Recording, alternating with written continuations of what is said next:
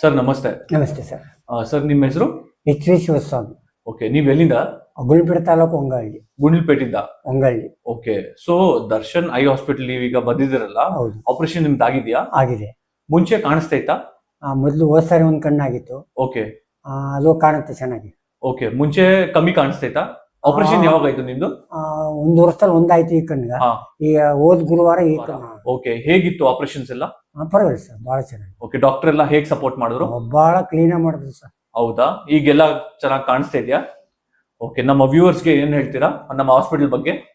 ಅಲ್ಲ, ಈ ತರ ಹಾಸ್ಪಿಟ್ಲು ಜನಗಳಿಗೆ ಸಹಕಾರ ಕೊಡಬೇಕು ಅಲ್ವಾ. ಈಗ ನನ್ಗೆ ಒಳ್ಳೇದಾರ ಇನ್ನೊಬ್ರು ಬರ್ತಾರೆ, ಇನ್ನೊಬ್ರಿಗೆ ಒಳ್ಳೇದಾರ ಇನ್ನೊಬ್ರು ಬರ್ತಾರೆ. ಕರೆಕ್ಟ್. ಆ ರೀತಿ ಬರ್ತಾ ಇಲ್ಲಿ ಜನಸಂಖ್ಯೆನೂ ಜಾಸ್ತಿ ಆಯ್ತು. ಕರೆಕ್ಟ್ ಅಲ್ವಾ. ಕರೆಕ್ಟ್. ನಿಮ್ಗೂ ಸಂಸ್ಥೆಗೆ ಒಂದು ಒಳ್ಳೆಯ ಹೆಸರು ಬರುತ್ತೆ. ಕರೆಕ್ಟ್. ಅಲ್ಲಿಗ ಜನಕ ವೈದ್ಯೋ ನಾರಾಯಣ ಹರಿ ಅಂತ. ಡಾಕ್ಟರ್ ಅಂದ್ರೆ ದೇವರ ಸಮಾನ.